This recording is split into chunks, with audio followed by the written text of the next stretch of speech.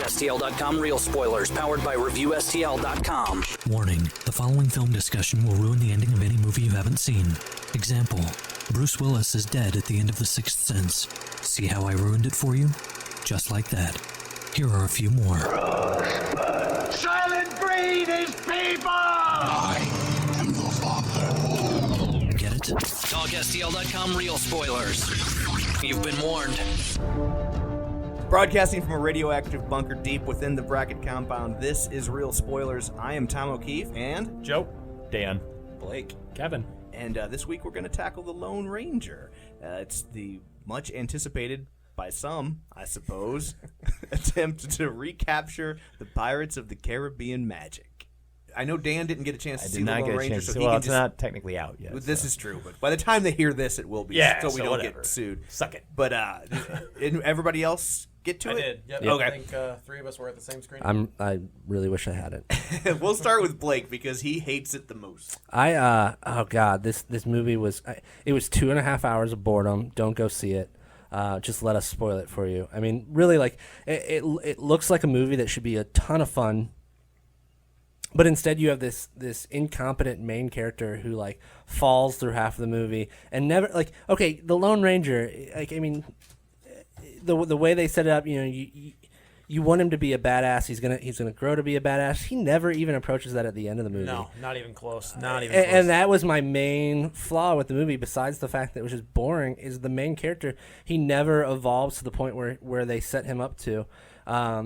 He's a bumbling character throughout the entire movie, and there's no reason to think, oh, he's going to be this action hero along with his sidekick Tonto, you know? Right.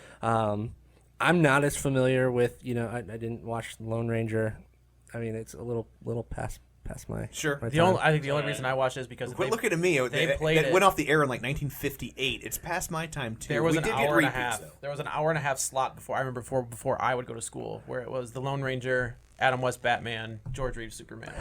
That's what I remember. So that was my first version. Well, I of it. definitely did watch The Lone Ranger as a child, and it's I think I enjoyed the movie. I'm certainly not going to stick up for the movie, but I think I enjoyed it more than you did. I don't know where Kevin landed on it. You know, I thought it was fun. You know, I got to thinking about it afterwards, and I thought it was way too long. They should have cut about a half hour to 45 minutes off of It it. absolutely did not need to be 2.5 hours. I thought that the fun scenes, the action scenes they did put in it were really fun. I thought Armie Hammer had a great chemistry with Johnny Depp. Oh, see, that was one of my big points. Is I thought they had no I think Armie Hammer is probably one of the most wooden people like out right now. I can't see him get. He's what's the guy who did John Carter and Mars? Him Taylor Kitsch? Yeah, him and Taylor Kitsch need to have like a.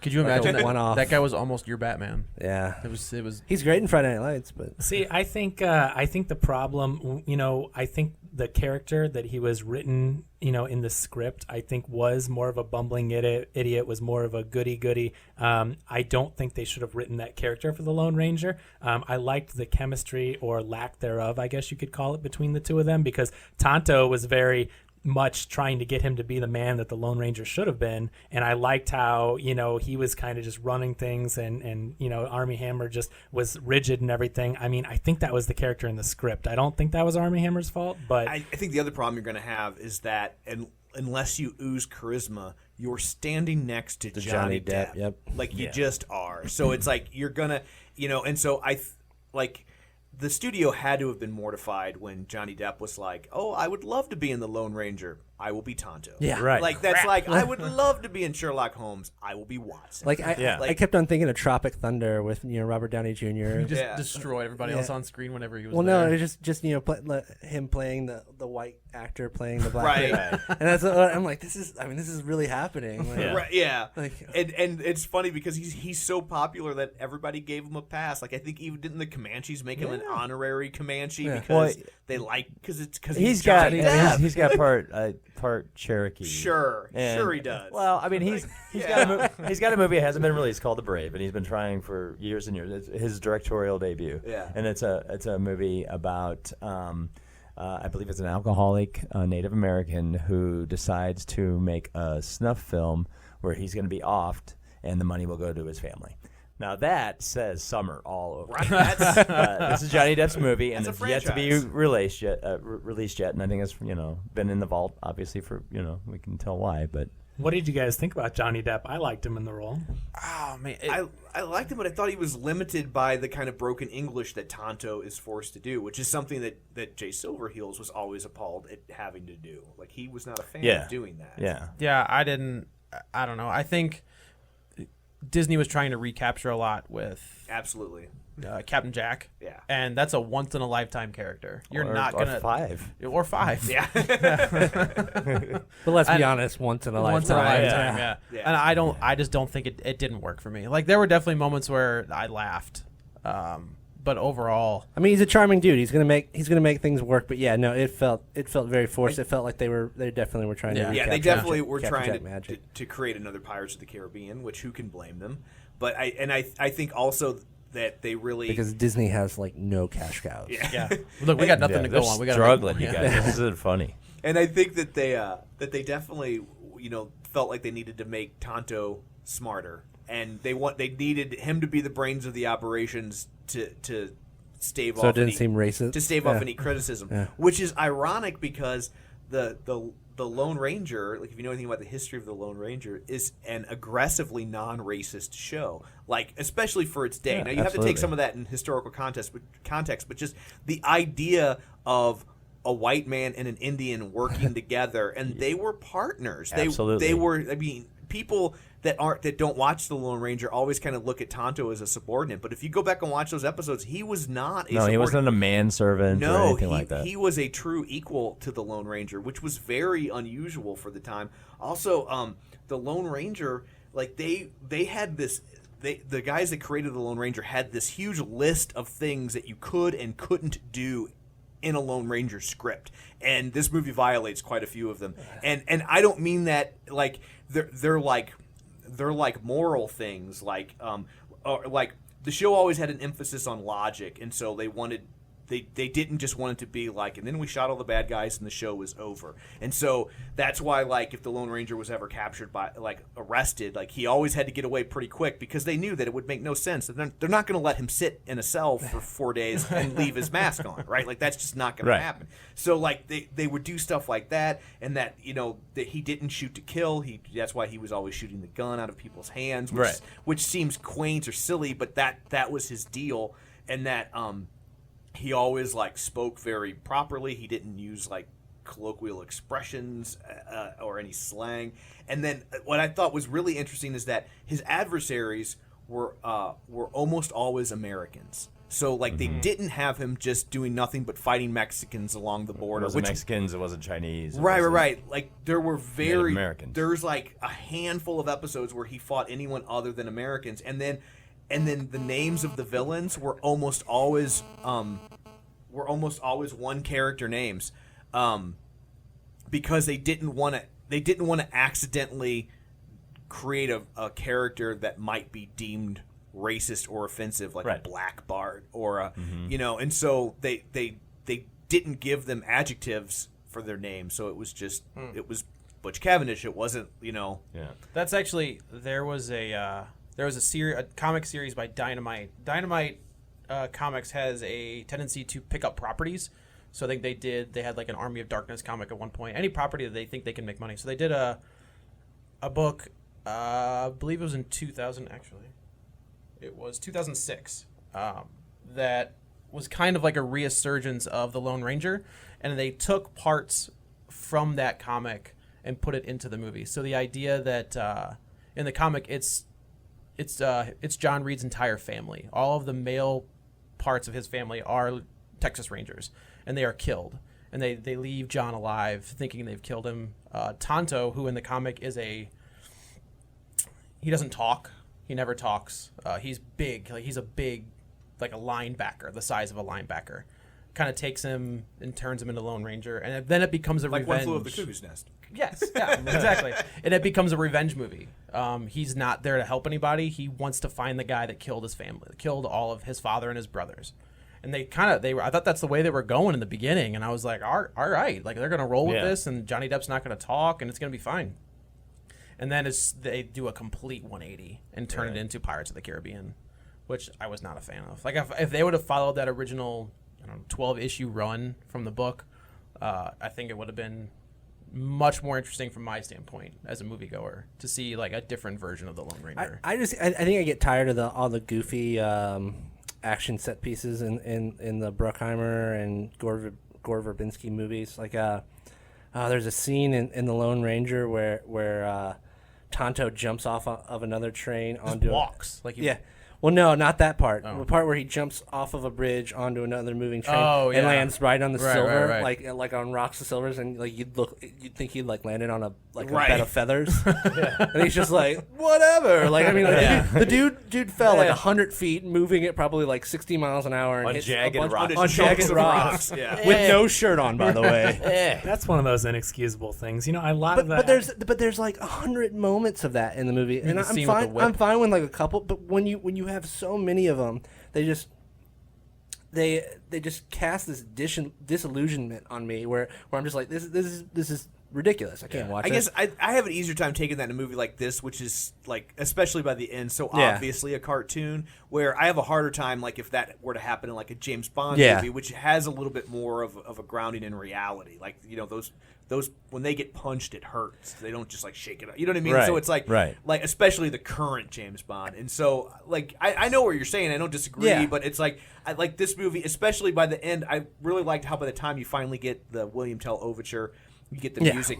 I thought they did something really clever there, which they're getting ready to excuse me to they're having this big like announcement for the territories for the railroad, and but there's a band playing, and the band is playing like Hooray for the Red, White, and Blue, and because that's what they would play at that time, and they played something else that was very like, you know, Sousa kind of, you know, and then when the Lone Ranger finally kind of appears as the Lone Ranger, and you take off that big final action set piece where you get the classic Lone Ranger theme, like it made that theme seem less cheesy because they had basically given you an overture of like other kind of cheesy music, and that because you can't do the Lone Ranger without doing that music. It seemed very cheesy at some. I think they play it earlier in the movie, but they undercut it because it was like it was like a Fatboy Slim remix, right? Yeah.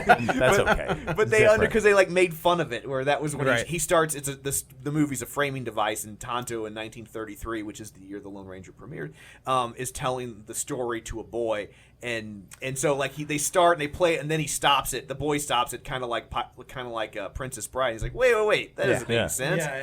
And so it's like when you would get those little pieces, they would kind of pull you out. You know? So that's one thing with the framing device. When at the beginning you see them do the bank robbery, I thought that was probably one of the best action. That short little period where they actually seem like they know what they're doing, and like, you know, Lone Ranger goes in and, you know, firing, shoots down this chandelier and all that kind of stuff. And I'm like, that's what I want to see. Like I want to see a Lone Ranger who's a marksman and can, like, you know, actually do stuff. And he fires his gun like twice, and I'm like, I don't need him to be like shooting people's heads off or anything. But I'd like to see. Well, he's a Western character. I mean, every single episode he would shoot somebody's gun onto their head. Yeah, I was gonna say, and that's time. What's frustrating is I get that today, like, you can't have your your hero going around just shooting people willy-nilly, but the Lone Ranger didn't. Like, you don't have to retcon him to make that work. But like, that was his deal. And he's like, I don't use guns, and I'm like, you're the Lone Ranger.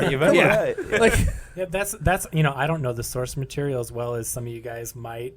Did they totally change the character as far as how? I mean, he was just not doing anything in the first 3/4 of the movie. I mean, as far as he was against guns, and he just did they give you an origin in the original stuff? Yeah. You have an origin, and it's the true origin was pretty close to that, where the Rangers get killed, and they think he's dead. Butch Cavendish does it. They leave him for dead, and then Tonto, he hadn't already met Tonto. Tonto stumbles on him, saves him, and that's where they bond. And there's a whole mythology. Like, there's an origin story for Silver. There's an origin story for Scout. You don't really see Scout, and that's Tonto's horse. You don't really see him in this movie. But there's a whole thing that that the people that created this, like, were very much aware. Like, they seem to start from the get-go know what they were doing and wanted to create. Was he a something. lawyer in the original one? Or I don't think he was a lawyer. He was just a ranger. Okay.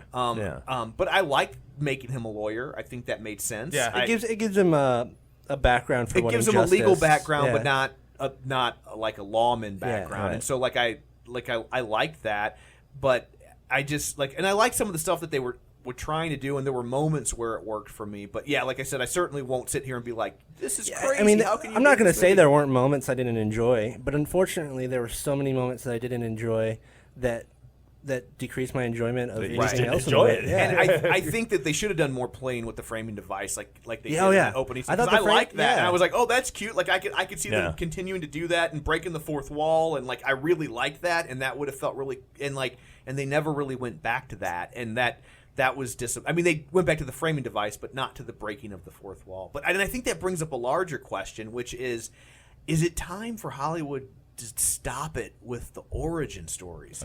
Every reboot starts with an origin story. I think at this point I think all of our characters at this point we've got Superman's. Everybody knows how Batman became Batman. Everybody knows what happened to Spider-Man.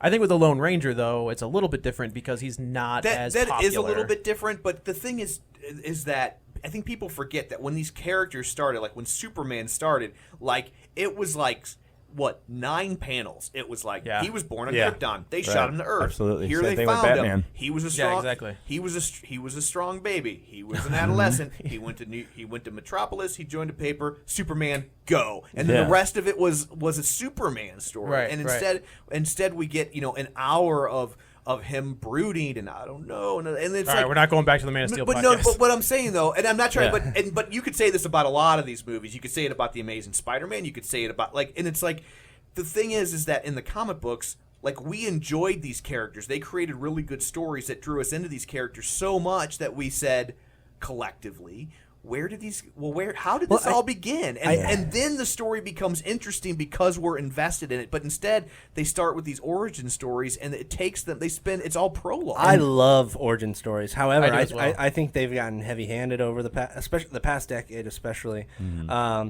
It's great to see that normal person transform into something different. I think and I think you need to set that level. That hey, these people started out like you or I, and they it has a baseline. Yeah.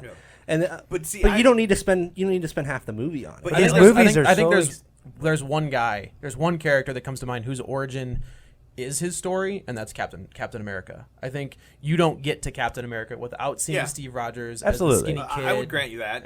But I think for the most part, like I liked how the Tim Burton Batman movie did it, even though I think there's a lot of things about that movie that don't hold up. But I really like that it started where he's just Batman, bitches, and he's kicking ass, and I'm Batman, and what else do you need to know? I'm Batman. Yeah, and then we get a little recap. And then they kind of give you that in flashback, but they didn't. Like nowadays, if they'd have made that movie, the first hour would have been him going to see Zorro. Wasn't Hellboy that way too? Batman Begins was kind of similar as well.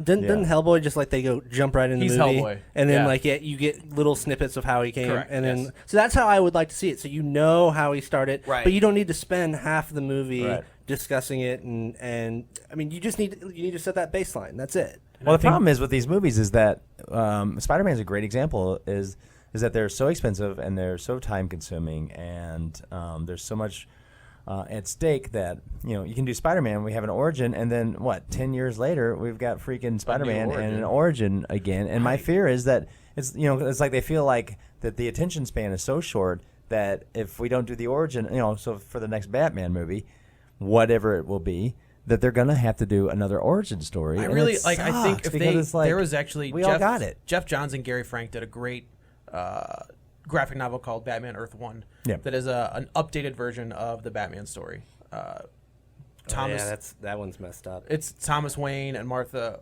Arkham are his parents, and there's the Penguin who isn't the Penguin. It's just Oswald Cobblepot makes a run. Like Cobblepot is the mayor. Thomas Wayne wants to be mayor. Cobblepot sets everything into motion so Wayne and his wife are killed. That's a story that you could tell on screen that's different. Yeah, you're gonna lose. Batman's gonna lose his parents anyway, but it's a different. It's not just a random person. I like when the comics do that, and they take elements of an origin story and they find a new twist on them, and it tells a whole new story. But like typically, that's not what we're doing. Like in Amazing Spider-Man, is that origin story really drastically different? But it is different. That's what I liked about it. I was going to say they take it from the Ultimate line. It makes more sense to me that Peter Parker becomes Peter Parker from this experimental lab than a field trip. Because where are kids going to go on a field trip and drastically to see different? radioactive? It just is weird. But I don't feel like that's a drastic enough change to devote an hour of your film to retelling that story. Let's skip over the line of with great power becomes great responsibility. Like they just took a thesaurus and they're like, how can we make this different so it's not the same? Right. Yeah. And so it's like I just don't. I didn't have a problem with the origin story or what they did. I don't mean it like that. I just mean like I don't feel like they changed it, like what you described with the Batman Earth 1 thing. Like totally different. That's a whole new story. You still that get the you're main telling me. plot, but it's a different, completely different But catalyst. you get Peter Parker's parents, which you do, Richard and Mary Parker, Right, which right. you do not get in the Sam Raimi version. I Right. mean, there is a ton different in that origin. I think if you really go back and think about it and compare the two to like the original, I mean, the original Spider-Man is he goes on a high school field trip to a science experiment. And a spider drops Gets down. bit. The Ultimate line is it's similar. They're on a field trip. They go to Oscorp. He goes to Oscorp and gets bitten by a genetically mutated spider, giving him the abilities. which ties in so much better to the rest of the Oscorp. It's a Norman Osborn and stuff. Right, It's really neat. I enjoyed that movie, and I had concerns going in. I seem to have that a lot, but I had concerns going. I was like, man, again. But my issue really is that every time they want to do a reboot, it seems like we're constantly in the state of rebooting, and we're never getting further into the story because we have to do the origin, and that's going to be 2 hours, and then you got your half hour at the end. Well, now a lot of these movies too, you also have the second movie where they regress the character emotionally, and they add another origin piece that needs to be added into it. Yeah, so they retrofit an origin piece that we just didn't get to hear about. In case you missed time. it. Yeah. It's like, oh, come on again. So I just feel like we're in this it. constant state of rebooting and retelling the origin, and we're not getting these characters any further. And it's just one of those things. And I honestly, like I've said, my fear is that with whatever Batman becomes part of the Justice League, when they do that and they reboot the Batman series, that we're going to get another retelling, and it's the same it's stuff. Not going. It's going to be the classic origin.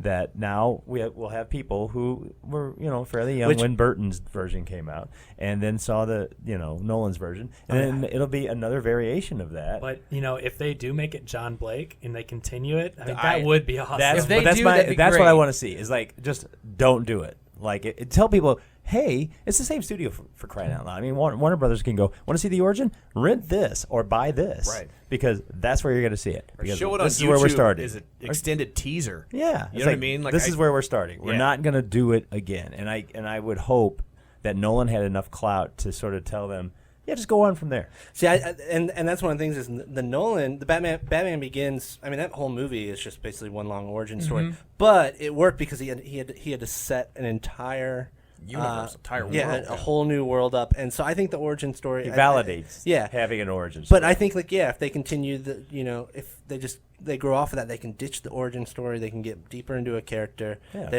don't have to. I mean, they don't have to force feed us these origin stories anymore. Yeah. Especially now, we can go online and read 500 different variations of the. And I think there are unique ways where you can still tell an origin story without being, just starting from the beginning every time.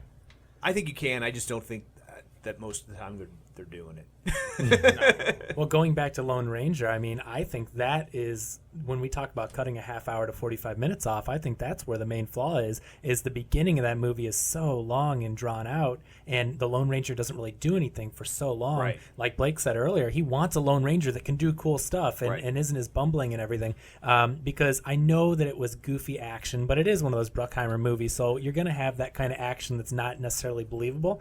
But that's the point where I thought it got really fun is when they started doing that stuff, for what type of movie it is. Yeah, but you don't get there. That for last action set piece, that was a lot of fun. It was silly and it was completely divorced from reality, but but that's what you're there for. Like that, you know what I mean? Like that didn't bother me just because that's what it was designed to be. Like I don't feel like they were trying to be serious, and I'm just like, what? I mean, that's what they want it to be. So it kind of felt like a bait and switch. The first half of the movie in this origin looked like it was more grounded in reality. He's this I thought lawyer. it was much darker. Exactly. Yeah. So they make it seem like that movie. Then they switch it into the fun, goofy comedy. It should have just been a Lone Ranger, goofy, not believable, but that's what it is Right. type of movie. Right. You know? And like Jack Sparrow is bumbling, but he still somehow manages to accomplish those things. Like Right. it's like his bumbling is his secret weapon. Like you know what I mean? Like You it's- don't take him too seriously and then Right. turn on you. Yeah. and- Well, his bumbling is actually able to kind of float above the rest of the movie when you're watching it. So you're Right. like, hey, okay, I liked him. It's Keith Richards. Yeah, but the rest of it. but anyway, so I guess we've probably done enough spoiling for this week. Can I say before we wrap it up? I don't know if anybody knows the actual history of the creation of the Lone Ranger and who the Lone Ranger's great grandson is. Actually, it's his great nephew. Is his great nephew? The kid that you see in the movie, Dan. Is it him? Is it that's Reed? That's Dan Reed. That's the father of Brit. Green of Hornet. the Green Hornet. Yeah. Yeah. Now, Now so I don't. the creator of the Lone Ranger is also the creator of the Green Hornet. Correct. So he tied everything together by giving them the same last name. But I think that since those properties have been separated, so like I believe so. they couldn't at the moment Right. anyway. If this was a big enough hit, turn that kid into the father of the Green Hornet. But originally, yes, that is how it worked. Yes, I was really And excited. it's very much modeled on it, right? It's like Yes. the Green Hornet has his foreign sidekick, Right. who's very adept. Like Kato wasn't a punchline. It wasn't a punchline. he was freaking no, lean. He was He was, badass, and and so they definitely just kind of took a modernized the Lone Ranger, even to the mask and the whole 9 yards. Yeah. So while we're talking about the Lone Ranger and various westerns, Dan has a segment he likes to do called Video Recovery. Well, explain that for us. Well, basically, I just take sort of a framing around the movie of the week that we're discussing and spoiling, and try to find something that people could readily see right now, either on video or streaming, and it's usually tying into it something that maybe people missed or just forgot about. Awesome. And this week's title is? It's going to be Silverado, the 1985 movie starring, oh my gosh, everybody: Brian Dennehy, Jeff Goldblum, and Kline, right? Kevin Kline, who's great, and Kevin Costner. This was kind of his star-making role in this movie. That's right. Written and directed by Lawrence Kasdan, who made a couple Empire Strikes Back. contributions there with Empire Strikes Back and the script for Raiders of the Lost Ark. And don't forget Grand Canyon. No, Which by the way, Kasdan's going to be working on the next Star Wars trilogy too. He's not That's tied to right. the first one, but he's tied to the second, and he third of this is. trilogy. He's like a consultant, Yeah. or well, maybe him they'll- and his script writing partner are writing the script for the second and third movie of the trilogy. which is what was key in getting J.J. Abrams on board. So, Awesome. that guy, that J.J. Abrams guy. Silverado, 1985. Wasn't a lot of westerns in production. It's kind of a dead genre. Well, I was say, would you consider the genre dead at that point? Oh, absolutely. And so Lawrence Kasdan, who had built a little clout after the success of Empire Strikes Back and Raiders of the Lost Ark, had this movie that he had been sitting on, and he wrote with his brother Mark, and it's called Silverado. It's an action western, action comedy almost. It stars Scott Glenn, who great. I hate to call him a character actor, because he's great in almost everything he's in, but he's kind of a character actor. He hasn't really carried a movie. This is probably his biggest lead. He's had some B movies and some cult movies, and it's probably biggest movie is Silence of the Lambs, and he's Jack Crawford, yeah. Clarice's superior. So it's Scott Glenn, Kevin Kline, and a more adventurous lead for him, more of an action role for him.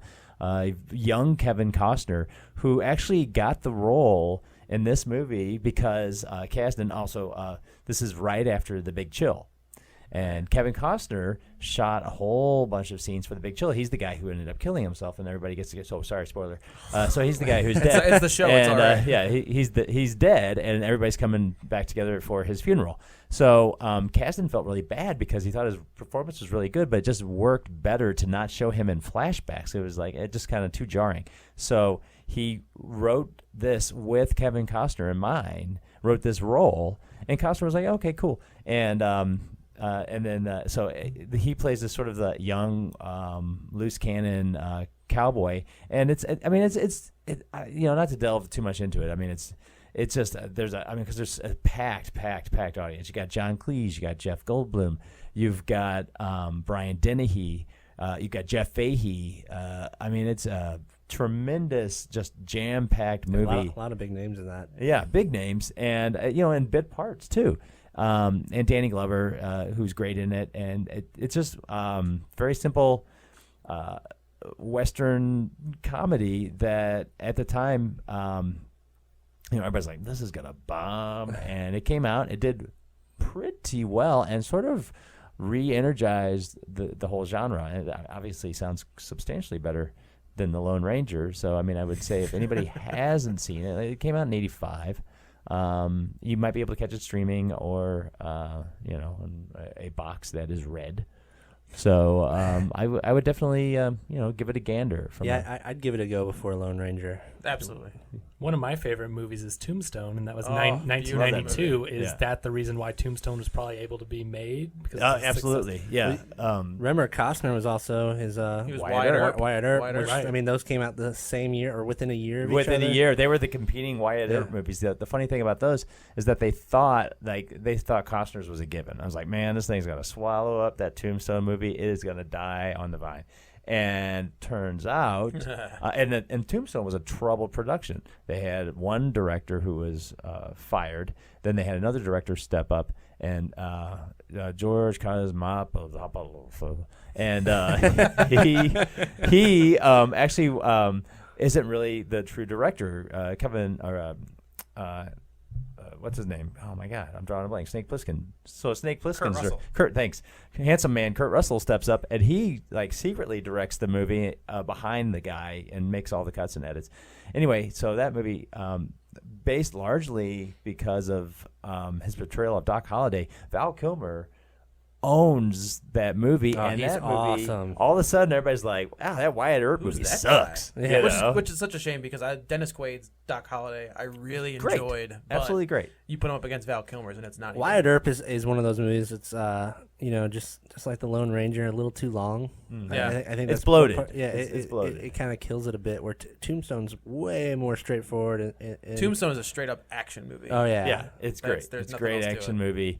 And it's funny. One of the extras that on the original Laserdisc, I remember I had the Laserdisc, and I watched the behind the scenes and the extras. And the director, who didn't really direct it, was so proud that all the mustaches were real.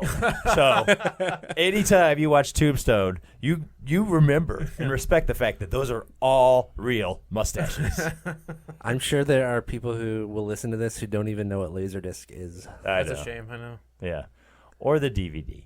Or Blu-ray, VHS, or the Please be kind and rewind. Oh, $1 charges at Blockbuster when I first started there. Yeah, so I mean, rewinding your movies. Yeah, all good choices. Yeah, well, not Wyatt Earp so much, but I mean, unless you just want to have something in the background while you paint.